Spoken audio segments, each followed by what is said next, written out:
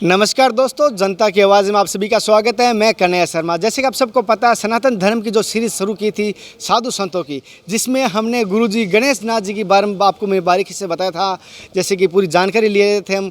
लेकिन गणेश नाथ जी के गुरु हैं जो मैंने पिछली बार बताया था, विवेक नाथ जी, और उनकी मैं आज बगीची आया हूँ। उनकी मैं पहले तो आपको एड्रेस बता देता हूँ।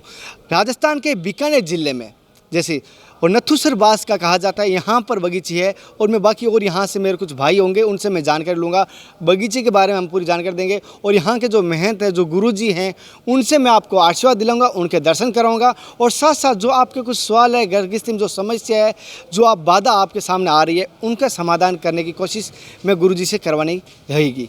पहले तो हमारे साथ यहाँ जो भाई जुड़े हैं, उनसे हम पहले परिचित हो जाते हैं। वो हमारे पास में है। भाई साहब, आपका शुभ नाम? राजेश शर्मा।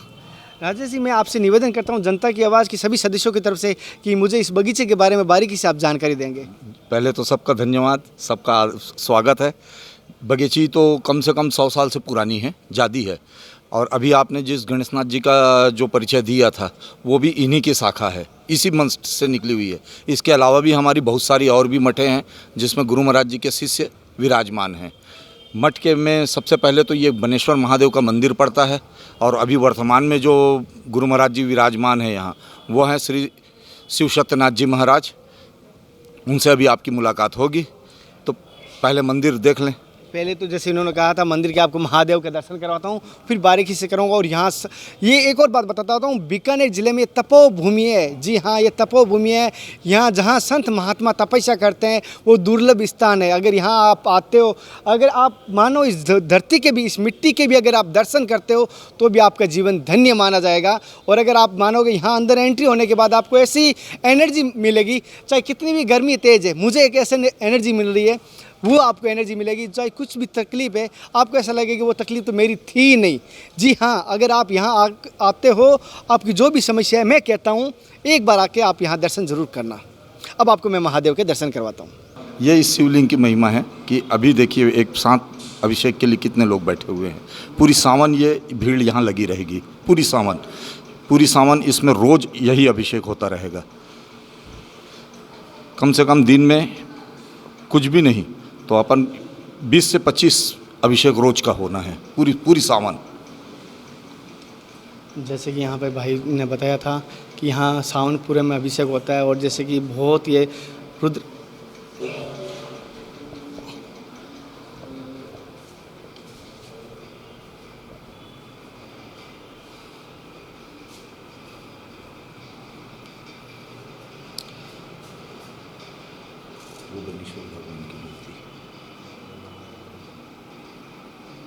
बनेश्वर भगवान की मूर्ति है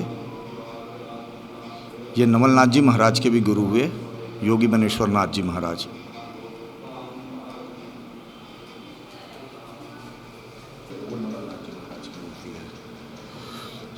और आप मठ के अधिष्ठाता योगी महायोगी श्री नवलनाथ जी महाराज।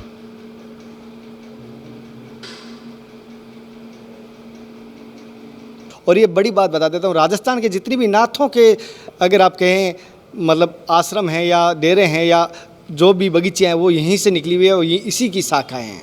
और फिर भी हम गुरु जी से आशीर्वाद लेंगे, तब और जानकारी दूंगा। अब मैं आपको इसी बगीचे की और भी शाखाएं दिखाने की कोशिश करूंगा। और भी यहाँ पर जो मूर्तियाँ, हाँ, ये बोल दो कि यहाँ से मतलब वेदांत चालू हुआ योग से। यहाँ से बताया जा रहा है कि वेदांत उत्तम नाथ जी द्वारा वेदांत प्रारंभ हुआ था यहाँ पर। और जैसे आप दर्शकों दर्शन कर पा रहे हो, हालांकि मिरर की वजह से मैं थोड़ा सा परछाई अगर आए तो मुझे माफ़ करना, लेकिन मैं आपको पूरी समाधि दिखाता हूँ ना मैं आपको। और इनकी समाधि यहीं पर है। साथियों, जैसे कि अब मैं जो दर्शन करवा रहा हूँ, इस अंदर हमारा दर्शन करना सौभाग्य होता है। और आप घर बैठे इनका दर्शन करवा रहा हूँ। भारत के आप किस किस कोने में होंगे, हो सकता है आप दुनिया में किसी दूसरे देश से भी होंगे, लेकिन फिर अभी आपको मैं दर्शन करवाने की कोशिश कर रहा हूँ। और यहाँ पे मेरे जैसे हमारे भाई है, वो मुझे पूरी जानकारी दे रहे हैं, उनका मैं धन्यवाद कहूँगा। आप भी उनको एक बार धन्यवाद ज़रूर कहना कि उन्होंने हमें सहयोग करके हमें पूरी जानकारी दे रहे हैं।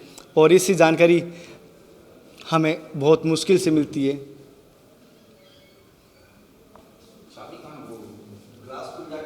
हाँ क्यों, अब हमारे भाई यहाँ पर पूरी बता रहे हैं यहाँ के बारे में। एक बार हमारे सभी दर्शकों को बताइए पूरा यहाँ का महत्व है।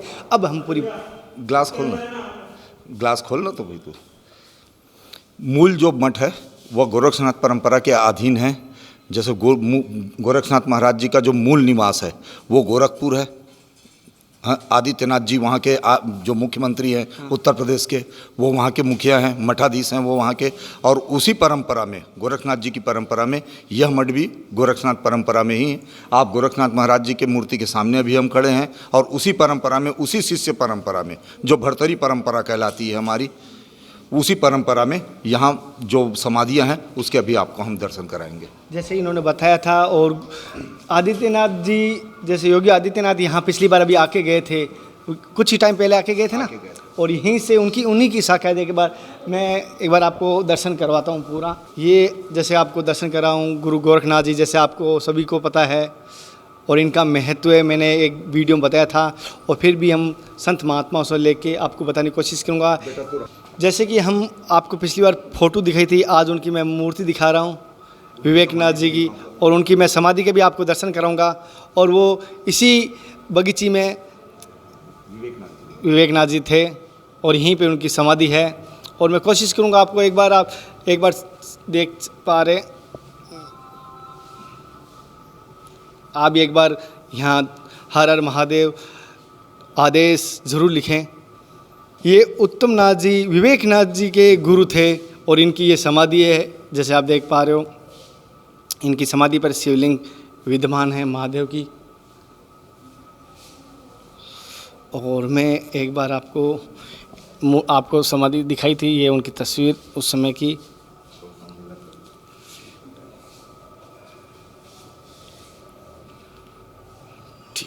साथियों, जैसे कि आप देख पा रहे हो, ये विवेकनाथ जी के शिष्य हैं। जैसे कि मैंने बताया था, गणेश नाथ जी भी शिष्य इन्हीं के थे और ये भी इन्हीं के शिष्य हैं। और ये यहाँ पे थे और वो वहाँ पे नागौर में स्थापित है। दोस्तों, अब मैं समाधि स्थल पे आ चुका हूँ, जैसे कि आप देख पा रहे हैं। अब समाधि स्थल का हमारे भाई परिचय करवाएंगे। आप श्री नवलनाथ जी महाराज जी योगेश्वर उनके समाधि पर हैं, जो इनके अधिष्ठाता हैं इस मठ के। आपके शिष्य हुए, जो अभी आपको समाधि दिखाई गई थी उत्तम नाथ जी महाराज, वो आपके शिष्य हुए थे योगी नवलनाथ जी महाराज जी के। और उत्तम नाथ जी महाराज योगी जो थे, वहाँ से हमारी वेदांत परंपरा चालू हुई और वेदांत में फिर उनके जो शिष्य हुए हैं ये हैं योगी विवेकनाथ जी महाराज जी की समाधि। ये किसी भी धर्म परंपरा में समाधि ही मूल होता है, समाधि ही जागृत होती है। जैसे इन्होंने ये विवेकनाथ जी के शिष्य योगी शंकरनाथ जी महाराज जी, जैसे कि आप दर्शन कर पा रहे हो इनके समाधि के। और मैं सभी को कहूँगा, आपकी भावना की जो हम कोशिश कर रहे हैं पूरा भारत में, जहाँ जहाँ संत महात्माओं के या साधु संतों का धुना समाधि है, उनके दर्शन करवाने की आपको किस प्रकार की लग रही है, बराबर हमें प्रोत्साहन देते रहें। और ये कितनी सुंदर लगता है यहाँ की जो व्यवस्था है, मुझे ऐसा लगता भी नहीं है कि एक यहाँ आके आपको बीकानेर शहर के बीचों बीच अंदर एंट्री होते हैं तो आपको लगेगा नहीं कि आप एक शहर के अंदर है। पता नहीं किस प्रकार यहाँ माहौल है वो। इन्होंने नाथ की परंपरा को इतना फैलाया है कि इनके जो शिष्य हैं वो बीकानेर के, राजस्थान के अलावा में छत्तीसगढ़, मध्य प्रदेश, महाराष्ट्र में पुणे, बॉम्बे, सब जगह इनके शिष्य हुए हैं। और साथियों, मैं कोशिश करूंगा, जैसे इन्होंने मुझे जानकारी दी इनकी शाखाएं, मैं यहाँ डायरी में नोट करूंगा। जैसे मैं भारत भ्रमण हूँ और सबसे पहले मैं नाथ संप्रदाय की कोशिश करूंगा, आपको पूरी जानकारी दूंगा। और जहाँ जहाँ इनके दर्शनीय स्थल होंगे मैं वहाँ दर्शन कराऊंगा, क्योंकि एक कहा जाता है कि गुरु के बगैर जीवन अधूरा होता है और गुरु के बगैर जीवन क्या, वो इंसान भी नुगरा होता है। साथियों, एक बड़ी बात है, जैसे कि आप सबको पता है मैं बहुत गौ प्रेमी भी हूँ और हमारे गुरु भी गौ प्रेमी हैं, और मुझे पता है आप भी गौ प्रेमी हो। तो पीछे एक गौशाला का दर्शन करवाता हूँ और छोटी छोटी गैयाँ, और मुझे कहा पीछे गौशाला है, मैं नंगे पैर दौड़ा चला आया। अगर मेरी जानकारी, अगर वीडियो आपको लंबा लगे तो मिस मत करना, क्योंकि ये दुर्लभ जानकारी इतनी लंबी, इतनी बारीकी से, कोई नहीं, इतनी बारीकी से पहली बार दे रहा हूँ। जैसे कि आपको पता है, संतों का गौ प्रेमी बहुत होते हैं और हम भी गौ प्रेमी हैं। हम सभी से कहता हूँ, गायों के लिए कुछ ना कुछ करना चाहिए। जैसे कि आप सबको पता है, सनातन धर्म की जो सीरीज की है, साधु संतों की त्याग और तपस्या से आपको रूबरू करवाने के, और साथ साथ आपने कहा था कि सब आप पूरे भारत भ्रमण कर रहे हो, वहाँ के दर्शनीय स्थल भी दर्शन करवाता हूँ। हालांकि दर्शनीय साथ में दर्शन भी स्थल करवाता हूँ और उनके आश्रम का दर्शन भी करवाता हूँ, साधु महात्माओं का दर्शन करवाता हूँ। साथ साथ उनका आशीर्वाद दिलाने की मेरी पूरी कोशिश रहती है। और आप जो से कोई भी सवाल होता है, जैसे हम मानता हूँ कुछ गिरगिस्ती के सवाल होते हैं, लेकिन मैं सभी से एक पहले निवेदन कर देता हूँ, जो भी कमेंट या कोई भी सवाल करता है, सात्विक सवाल करना, तामसिक सवाल करना जैसे आप कर रहे हो, उनको मैं पहले कह देता हूँ सात्विक ही सवाल करें। और पहले तो हम गुरुजी के प्रणाम करते हैं। जैसे कि आज मैं आपको बताता हूँ, राजस्थान के बीकानेर ज़िले में आया हूँ। जैसे कि मैं आपको बता देता हूँ, विवेकानंद जी की बाड़ी, विवेकानंद की बगीची के नाम से यहाँ जाना जाता है। योगी शिव सत्यनाथ जी की हम पहले प्रणाम करते हैं, उसके बाद हम आपसे इनसे सवाल करेंगे। आपके जो भी सवाल होंगे वो भी करने की कोशिश करूँ। पहले तो गुरुजी मेरी तरफ से, मेरे देखने वाले सभी दर्शकों की तरफ से आपके चरणों में दंडवत कोटि कोटि प्रणाम। गुरुजी, जैसे कि मैं इस बगीचे के बारे में थोड़ा सा एक बार पहले जानना चाहता हूँ, थोड़ी सी बगीचे के बारे में बताइए। जैसे कि पूरा भारत में देख, हालांकि इस बगीचे की मैं शाखाएं में जा चुका हूँ, वहाँ पे इस बगीचे का जिक्र होता है, और मेरा सौभाग्य मानता हूँ, मेरे दर्शकों का सौभाग्य मानता हूँ कि यहाँ के दर्शन हुए आज। ओम आदिनाथ शिवारंभ शिवगोरक्षमध्यमाम् अस्मद्सद्गुरुपर्यन्तं वन्दे गुरुपरम्परां वन्दे गुरुपरम्पराम्। ओम श्री शाम सदाशिवाय नमः, श्री गुरुरक्षनाथाय नमः, श्री सद्गुरु चरणकमलेभ्यो नमः। तो बात यह है कि परंपरा, जो ये नाथ संप्रदाय, जो परंपरा है, ये अनादि आदि भगवान शंकर से चल रहा है। एक बार जगजनी माँ पार्वती भगवान शिव से पूछा कि आप शिव में पार्वती हूँ, आप विष्णु तो मैं लक्ष्मी हूँ, आप ब्रह्मा तो मैं सावित्री हूँ, आप इंद्र में इंद्राणी हूँ, आप राजा मैं रानी हूँ, हर जगह मैं आपके साथ में हूँ, आपका अलग मेरे से कोई रूप नहीं है। तो भगवान शिव कह रहे हैं अभिमान मत कर। अरे जो घड़ा बनता है वो माटी से अलग नहीं रह सकता, पर माटी घड़े से अलग रह सकती है वो। तो इसलिए मेरा अलग भी रूप है मेरा तेरे से, जहाँ तू नहीं है, जहाँ माया नहीं है, अविद्या नहीं है। तो बोली बताइए महाराज, दर्शन कराइए, कराएंगे। तो ऐसे वो घूमते चले। तो कह रहे हैं कि ये जो त्र्यंबकेश्वर नासिक के पास त्र्यंबकेश्वर है ना, ज्योतिर्लिंग, वहाँ आगे ब्रह्मगिरी पहाड़ है, वहाँ एक गुफा है। तो वहाँ घूमते ले गए हैं। तो बता रहे हैं कि दूर से बताया, देख वो दिख रहे हैं ना गुफा पहाड़ के अंदर में, वहाँ योगी तप कर रहा, जा दर्शन करके आओ। भगवान शिव ने कहा माँ पार्वती को। तो हो गई, देखा महान योगी, बड़ा तपस्वी, उनका प्रकाश खिल रहा है, और पद्मासन लगा करके बैठे, ध्यान मगन थे। तो उसने विचार किया कि ये कौन योगी है,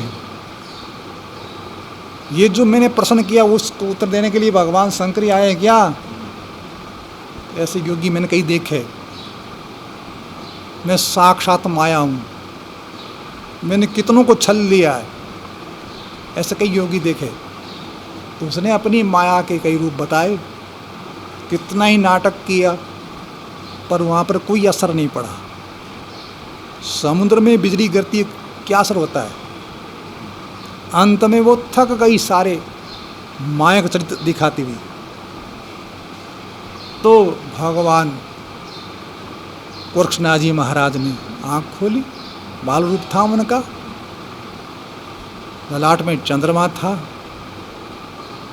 भाल में भस्मी त्रिपुंड था, मुगदास की गले में माला थी, बाघमर पहना हुआ था। तो आँख खोल के बोले, मातेश्वरी ये क्या तुम नाटक दिखा रही हो? अरे जाओ अपने भोले बाबा की सेवा करो, यहाँ कोई तुम्हारा असर नहीं पड़ने वाला। तो बता रहे हैं कि माँ पार्वती ने कहा, अरे तो पहचान लिया मेरे को? तो योगी नहीं, यति नहीं, महायति। जब साक्षात में माया छल नहीं पाई, दूसरा कोई छलने वाला है ही नहीं, तो वर भी दे गई तो महान यति। तो अब जाकर के उसने पूछा भगवान शिव से, ये कौन योगी है? तो भगवान शिव ने कहा ना, तूने पूछा ना कि मेरे से अलग आपका रूप नहीं है, ये मेरा रूप है। माँ तू नहीं है, माँ मैं अकेला हूँ। तो वो बता रहे हैं कि भगवान शिव ने कहा, अहम एवास्मि गोरक्षो मद स्वरूप बोधतम योग माया प्रचारा मयूर्मिदं धृतम। ये रूप मैंने धारण किया है। देवताओं के पूछने पर भगवान शिव ने यही कहा कि मेरा ही रूप है। ये राजधर्म, योग धर्म और विद्या धर्म को चलाने के लिए, प्रचार के लिए मैंने रूप धारण किया है। तो ये वो परंपरा शुरू हुई यहाँ से। अब बता रहे हैं कि इन्हीं की शिष्य, गोरक्षनाथ जी शिष्य 12 शिष्य हुए। उनमें भर्तृहरि जी महाराज उज्जैन, जो मध्य प्रदेश है ना, MP, वहाँ भर्तृहरि जी महाराज उनके शिष्य हुए। ये परंपरा वहाँ से चल रही है। 12 शिष्यों में वो उनका मुख्य शिष्य वो। तो वहाँ बता रहे हैं कि एक बार भर्तृहरि जी महाराज शिकार खेलने गए थे। तो वहाँ बता रहे हैं गोरक्षनाथ जी सामने आ रहे हैं, उन्होंने एक मृग को मारा। किसने? भर्तृहरि जी महाराज।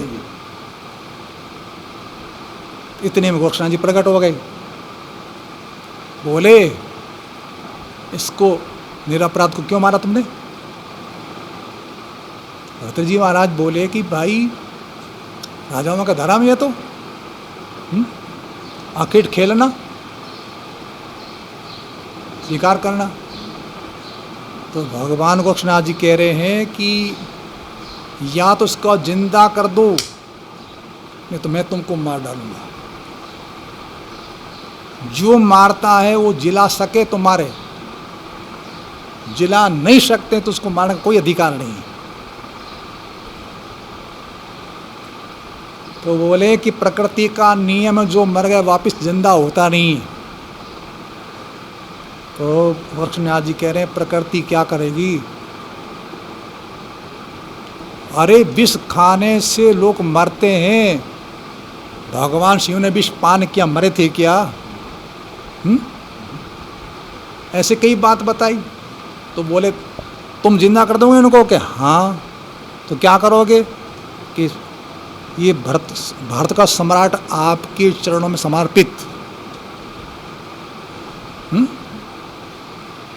तो उन्होंने भस्म मंत्र करके उसको फेंका मृग पर, जिंदा हो गया, भाग गया। तो शरणागत हो गए।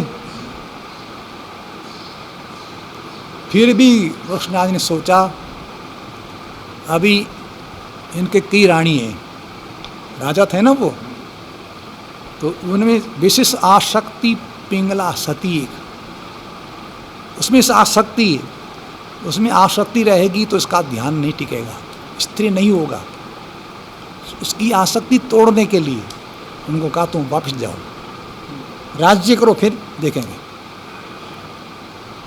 तो वापस चले गए। तो एक दिन वो फिर क्या हुआ कि एक जंगल में गए, फिर ऐसा देखा एक भील मर गया था, उसकी पत्नी थी, चित्ता बना करके भील को, पति को सुला करके आग लगाई और अपन शरीर का मांस काट कर डालने लगी। फिर सती हो गई पति के साथ। और सारा चरित्र देखा भर्तृहरि जी महाराज ने। तो वहाँ करके अपनी रानियों को कहा। तो जब पिंगला सती ने सुना तो उन्होंने कहा कि वो सती नहीं, वो तो हार्ट है उसका। तो सती कैसी होती है? तो सती वो होती है पति का मरण सुन करके एक श्वास दुश्वास नहीं लेती, वहीं प्राण छोड़ देती, वो सती है। भर्तृहरि जी कह रहे तू ऐसी सती है क्या? तो मैं ऐसी कैसे कब बोल रही हूँ, सती ऐसी होती है। अच्छा ठीक है। अब उन्होंने वो बात मन में रख ली, फिर उसकी परीक्षा ली सती की। तो उन्होंने जा कर के एक शेर को मारा जंगल में, और अपने साथी थे उनको अपने वस्त्र रक्त से भर कर दे दी, जाओ बता देना महाराज ने शेर को मारा, शेर उनको मार डाला, ये उसके वस्त्र है। ऐसा ही हुआ, सबको दिखाया कि रक्त सने हुए वस्त्र है, उन्होंने शेर को मारा, शेर ने उनको मार दिया। जितनी रानी सब रोने लगी, पर सती ने सोचा कि पति मरा तो नहीं है मेरा, फिर सुन तो लिया ना कान से। उसी समय उन्होंने प्राण छोड़ दिए, प्राण छोड़ दिए अपने। अब भर्तृहरि जी आए तो वो उनको जला दिया शमशान चित्ता, और पागल हो गए। अरे मैंने तो परीक्षा की थी इसकी, तो सब काम तमाम हो गया। अब पागल हो गए वो, जहाँ चित्ता जलाई थी वहाँ वो घूम रहे हैं पूरी रात पूरे दिन, पागल से हो गए। हाय सती, हाय सती, हाय पिंगला। आज भी कहता ना, ये क्या पिंगला कर रहा है, हाय पिंगला पिंगला कर रहे हैं। तो उसी समय गोरक्षनाथ जी प्रकट हो गए। उन्होंने अपनी एक हंडिया थी वो फोड़ करके, हाय हंडिया, हाय हंडिया। तो भर्तृहरि जी ने देखा, रे एक मैं पागल, मेरी तो पिंगला से सती मर गई इसलिए मैं रो रहा हूँ, एक ये कौन है हंडिया के लिए रो रहा है। तो पूछा तुम क्यों रो रहे हो? तू क्यों रो रहा है? भर्तृहरि जी ने कहा, गोरक्षनाथ ने कहा, अरे मेरे तो पिंगला सती चलेगी इसलिए रो रहा हूँ, तो मेरी हंडिया फूट गई इसलिए रो रहा हूँ। तो कह रहे हैं कि पिंगला तो चली गई तो क्या हो गया, तू और रानी तेरे? नहीं, ऐसी रानी नहीं है। तो उसने कहा तुम क्यों रोते हो, हंडिया तो खूब मंगवा दूँ तेरे के लिए। उन्होंने कहा जो हांडी फूट गई ना वो वापिस आनी चाहिए, ये तो नहीं आ सकता। तो वो कि मेरी सती चलेगी। तो उन्होंने कहा अच्छा। तो उन्होंने 1000 सती खड़ी कर दी पहचानने इसको। बोले नहीं, जो वास्तविक सती उसको लक्ष्य प्रकट करो। तो सामने प्रकट हो गई। पिंगला सती सामने प्रकट हो गई तो उन्होंने प्रणाम किया अपने पति देव को, गोरक्षनाथ जी को। बोला मैं तो परीक्षा की तुम्हारी, तो खेल था। तो उसने कहा जैसा भी हो बहुत बढ़िया था, मैं आपको प्रणाम करती हूँ, वापस वो चलेगी स्वर्ग में। उसी समय वो शरणागत हो गए पूर्ण रूप से। फिर वो लगे काशी में जा कर के कर्ण छेदन किए, उनका नाम रखा विचारनाथ भर्तृहरि जी से। तो उनकी परंपरा ही चली। फिर वहाँ भी उज्जैन में भी गुफा है, भर्तृहरि गुफा, गेम कभी देखा होगा आपने। और यहाँ पुष्कर के पास राता ढूंढा थावड़ा के पास, वहाँ उन्होंने तपस्या की 12 साल। वो आज भी तपोभूमि वहाँ पर आश्रम है। वहाँ हमारा सब भर्तृहरि सिर मत्था है। वहाँ से उनकी परंपरा शिष्य में श्री चिड़ियानाथ जी महाराज हुए, जोधपुर के पास पलासनी। पलासनी में पहले जोधपुर, यहाँ जो अभी किला बना हुआ है ऊपर है ना ऊंचा, किले के पीछे चिड़ियानाथ जी महाराज की गुफा है, आज भी गुफा है वहाँ। वहाँ झरना भी अंदर में, शिवलिंग भी उस पर जलधर आती है, और वहाँ धुआं है उनका बाहर। तो जिस बता रहे हैं कि जो बस रहा था उस समय, और वो उनकी दीवार बन रही थी, तो दीवार एकदम बीचों बीच आ गई, धुआं बीच में आ गया। तो उन्होंने कहा भी धुआं हटाओ तुम्हारा ये। बोला ये धुआं हट नहीं सकता, तुम दीवार टेढ़ी कर लो। वो कहना हम सीधी करेंगे। तो उन्होंने कहा देखो, राजा और किला टेढ़ा होना चाहिए, सीधा नहीं होना चाहिए। नहीं बात मानी, तो उन्होंने ठीक है। तो उन्होंने अपना जो धुएं के अंदर में खीरे थे वो अंगारे अपनी झोली में डाल करके रवाना हुए। तो वहाँ पलाशी चले गए, वहाँ जा कर के धुआं लगाया। फिर बाद में वो ज्यों ही उसको नींव खोदते, दीवार चिनते, बनाते, गिर जाती। दिन को बनाते रात को गिर जाती। आज तक पूरी हुई नहीं, वो वैसे ही पड़ी आज। फिर उन्होंने, राजा की इच्छा हुई कि मैं आऊँ दर्शन करने के लिए।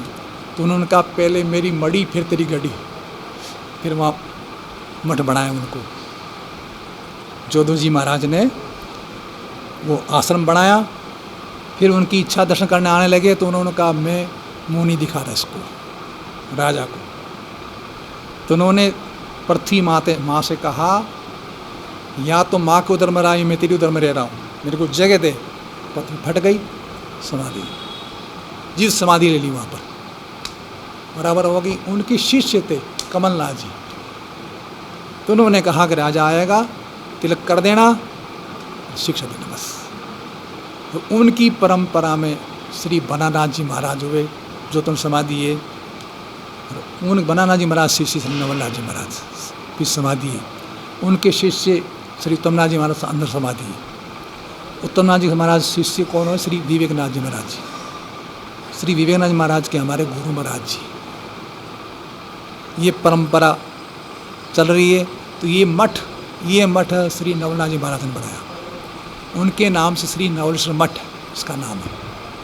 तो ये परंपरा है। और यहाँ पर नित्य प्रति ये जो नियम से शिक्षा चल रही है,